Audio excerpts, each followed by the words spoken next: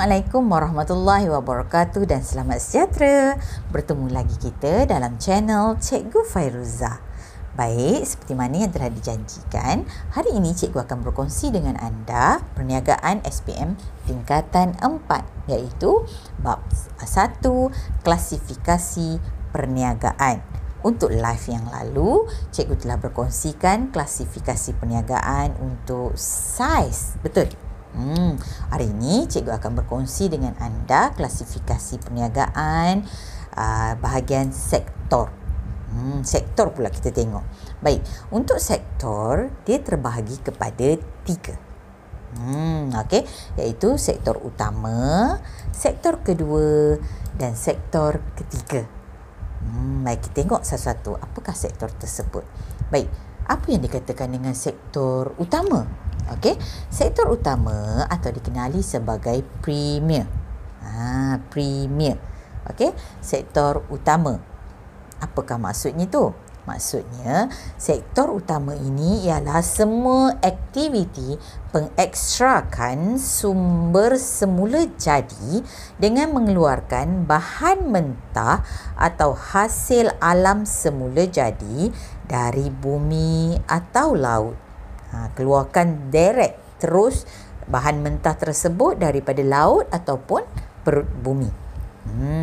Okey, contohnya seperti aktiviti perlombongan, pembalakan, pertanian dan perikanan. Okey, perlombongan daripada apa? Daripada tanah kan, daripada perut bumi. Okey, pembalakan pun sama daripada perut bumi. Pertanian masih perut bumi, perikanan dapat daripada hasil mentahnya daripada laut. Okey, bijak. Okey, baik. Kita tengok satu-satu sumber utama ataupun premier ni. Okey, apa yang dikatakan dengan perlombongan? Okey, contohnya perlombongan, kita lombong petroleum dan gas asli. Emas, koprom dan biji timah ataupun mineral lain yang bukan logam. Itu dimasukkan dengan perlombongan.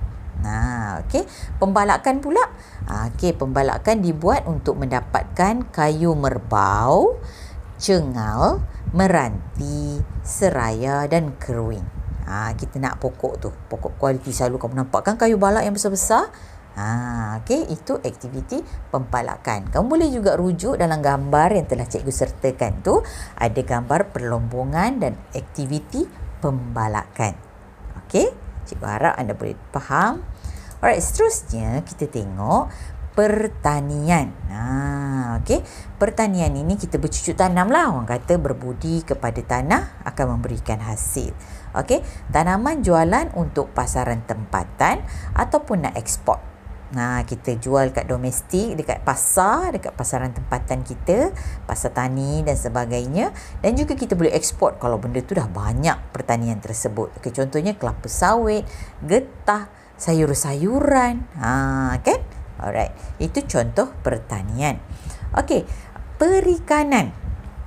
Okey, perikanan adalah aktiviti untuk mendapatkan hasil daripada laut, okey, sungai, okey, kolam dan sebagainya yang melibatkan air inilah. Kenapa kita nak apa? Nak ikan. Itu bahan mentah dia, contohnya ikan, sotong, udang dan sebagainya, sumber makanan kita, kan? Sumber protein untuk makanan kita. Okey, contohnya perikanan tu berlaku di mana? Di laut dalam, pinggir pantai, air tawar, aquaculture.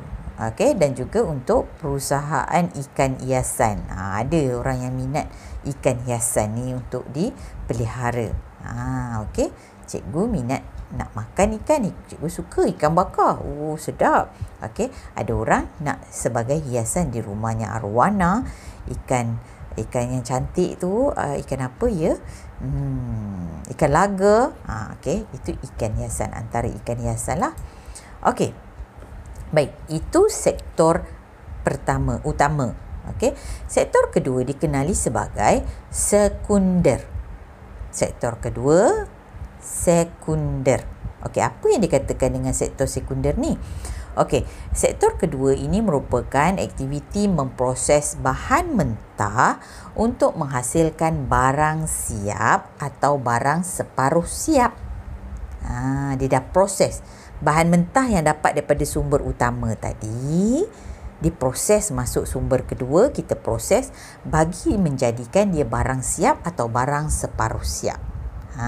Contohnya pembuatan dan penghilangan, kejuruteraan, pembekalan tenaga dan pembinaan. Okey, pembuatan dan penghilangan, kejuruteraan, pembekalan tenaga dan pembinaan. Baik, kita pergi juga satu-satu macam tadi. Okey, sektor kedua melibatkan pembuatan dan penghilangan. Okey, ia maksudnya proses transformasi input kepada output. Input kepada output yang lebih bernilai. Okey, penghilangan ni itulah proses dia. Proses transformasi input kepada output. Output tu hasil dia. Input ni apa bahan mentah tersebut. Okey, output dia hasil daripada proses tadi. Sebenarnya dia ada 3 tu. Input, proses, output. Input tadi diproses dan akhirnya menghasilkan output. Contohnya tepung. Tepung diproses akhirnya menjadi roti. Itu dia. Okey, contohnya ataupun kayu atau papan diproses dan akhirnya menjadi perabot. Itu penghilangan dan pembuatan. Okey, seterusnya kita pergi pembekalan tenaga. Okey, pembekalan tenaga ialah pelbagai sumber petroleum, elektrik, air untuk kegunaan industri dan isi rumah. Itu pembekalan tenaga. Okey, elektrik, kita nak pasang lampu, ni nak charge telefon, nak pasang komputer, nak pasang laptop, panas, nak pasang kipas, nak pasang aircon, kita perlukan elektrik. Okey, nak mandi, nak masak, nak membasuh pakaian, basuh pinggan, perlukan air. Okey, nak minum semuanya kan. Okey, petroleum, minyak tu untuk kenderaan kita. Isi minyak kan. Okey, sama ada untuk kegunaan industri dan juga isi rumah. Okey, boleh rujuk gambar yang telah cikgu paparkan supaya kamu lebih jelas. Okey. Baik, seterusnya kita pergi tengok aktiviti kejuruteraan. Apa maksud kejuruteraan? Okey, kejuruteraan ini menyediakan mesin, jentera dan peralatan untuk proses pengeluaran, untuk aktiviti pengeluaran, terutamanya di kilang lah. Okey, mesin dan jentera ini dibuat mengikut kesesuaian, kualiti dan reka bentuk tersendiri. Contohnya nak buat pintu kereta. Jadi ada tempat cetakan, tempat ada jentera dan mesin untuk membuatkan bentuk kereta. Bentuk yang berbeza mengikut keperluan setiap syarikat. Okey. Right. Seterusnya kita pergi pembinaan. Pembinaan ialah aktiviti pemasangan, pembinaan dan pengubahsuaian dengan menggunakan barang siap dan juga separuh siap. Okey, nak buat binaan, contohnya buat jambatan, bangunan, rumah kita kan, mak kita nak buat rumah, nak bagi dapur besar sikit, ada pengubahsuaian di situ. Okey, mengikut kemampuan dan sumber kewangan lah dan keperluan. Okey, tengok contoh yang cikgu berikan, ada jentera dan juga pembinaan. Ini banyak kita nampak kalau di bandar-bandar besar yang sedang membangun, ada buat jambatan, ada buat jalan raya, dia buat flyover kan. Okey, ada juga bangunan apartmen, sama ada apartmen ataupun kondo dan kedai, rumah kedai. Okey, baik. Sumber pertama sudah, sumber kedua sudah, dan sekarang sumber ketiga iaitu tertier. Okey, sumber ketiga ini merupakan aktiviti membekalkan perkhidmatan tertentu daripada pengeluar terus kepada pengguna akhir. Okey, pengguna. Okey, perkhidmatan lah ni, memanglah kalau kita mengambil perkhidmatan gunting rambut, dah tentulah dia pengeluar dia, pengusaha dia, dan terus gunting rambut kita lah pengguna. Okay, dia tak ada orang tengah apa semua. Okay, untuk membuat perkhidmatan tersebut, jumpa doktor, kita sakit, jumpa doktor, kita kena jumpa doktor, tak boleh kirim-kirim ke orang. Boleh saya kirim, mak saya sakit, tak boleh, kita, doktor kena check kita. Jadi pengeluar terus kepada pengguna. Contohnya cikgu dah sebut tadilah. Okey, kesihatan, pelancongan, pengangkutan, telekomunikasi, perbankan, perdagangan, perkhidmatan awam dan juga swasta. Perkhidmatan lah ya. Okey, itu sektor ketiga. Okey, baik. Sektor ketiga juga melibatkan perkhidmatan awam dan perkhidmatan swasta. Okey. Sekarang ini kerajaan ada menawarkan dan mengamalkan dasar keswastaan untuk industri tertentu penswastaan. Kerajaan mengamalkan dasar penswastaan bagi industri tertentu untuk memberikan rakyat lebih menikmati keselesaan, kesejahteraan, kebajikan dan keselamatan. Okey. Namun begitu, ada beberapa bidang yang kerajaan tidak menjadikan dia swasta sepenuhnya, seperti bidang pendidikan dan kesihatan. Sebab tu kita tengok kalau kesihatan ada hospital swasta, klinik swasta dan juga klinik kerajaan. Nak bayar murah, boleh pergi kerajaan RM1. Bukan tak berkualiti, bagus apa hospital kerajaan ni. Cuma sebab dia bayar RM1 saja, kalau jumpa pakar RM5, ramailah orang yang nak pergi mendapatkan perkhidmatan tersebut. Jadi agak lama lah nak kena tunggu kalau hospital tu ramai pesakitnya, berbanding dengan swasta.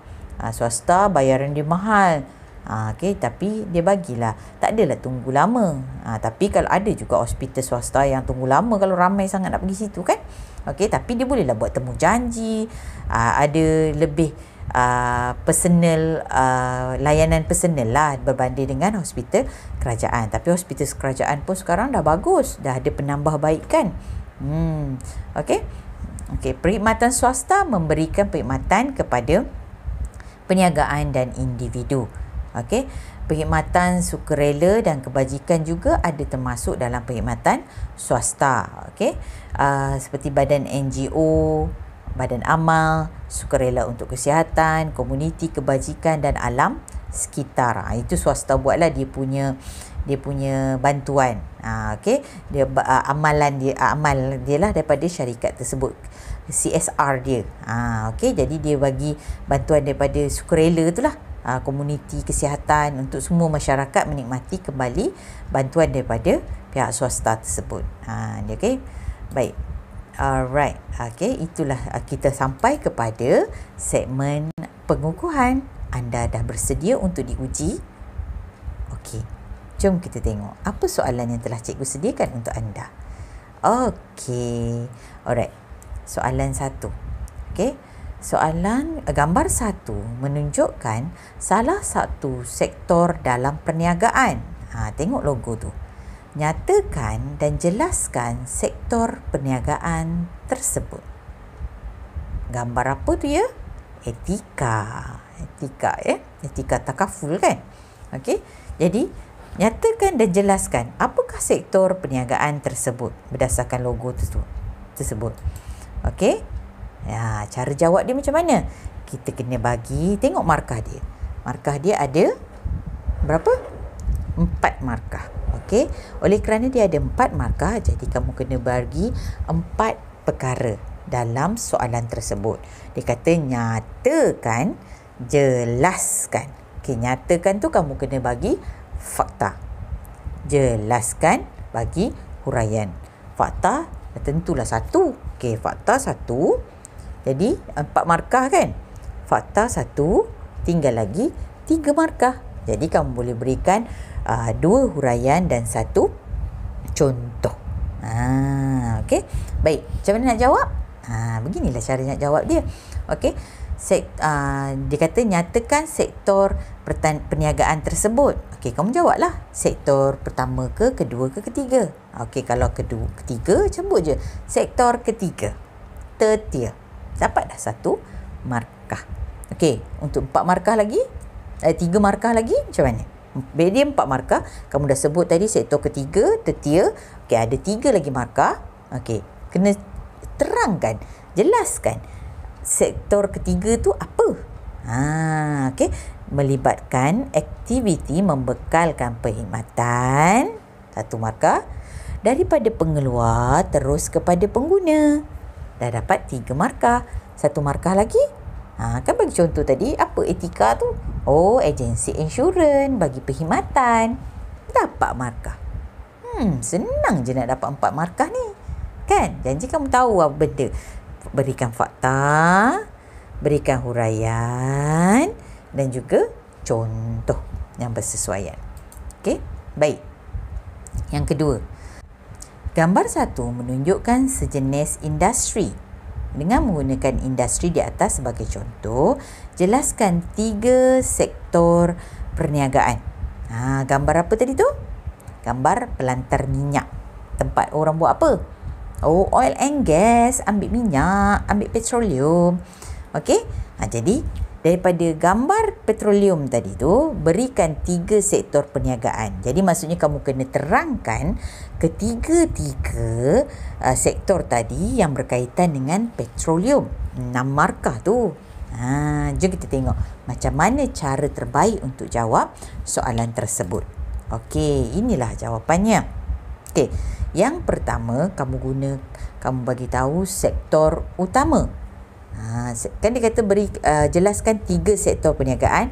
Kau bagilah, okey, sektor pertama. Itu pun dah dapat markah dah. 1 markah untuk anda. Senang je. Okey, sektor utama. Okey, jelaskan sektor utama tu apa. Okey, sektor utama tu adalah aktiviti mengekstrakkan sumber semula jadi dari bumi dan laut. Itu dia. Okey, tadi dia kata menggunakan industri di atas sebagai contoh. Jadi kena masukkan cerita petroleum, pelantar minyak tadi ke dalam sektor utama. Apa kaitan macam mana? Ginilah. Dalam industri petroleum, usaha cari gali petroleum mentah dari perut bumi dan laut dilakukan oleh syarikat minyak. Itu untuk sektor utama. Kan?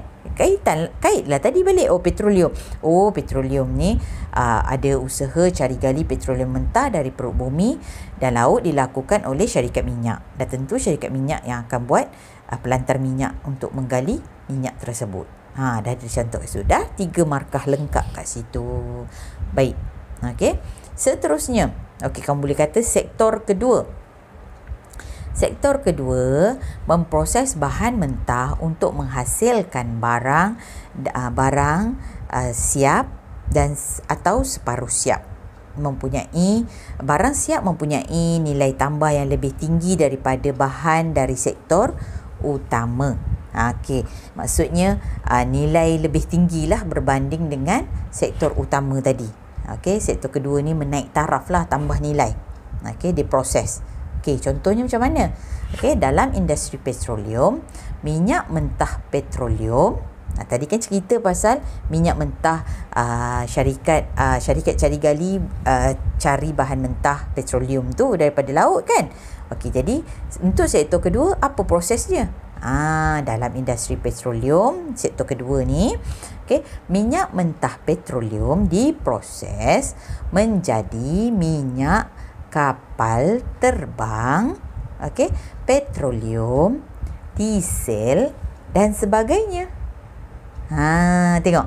Tadi dia ambil minyak petroleum mentah daripada perut bumi untuk sektor pertama.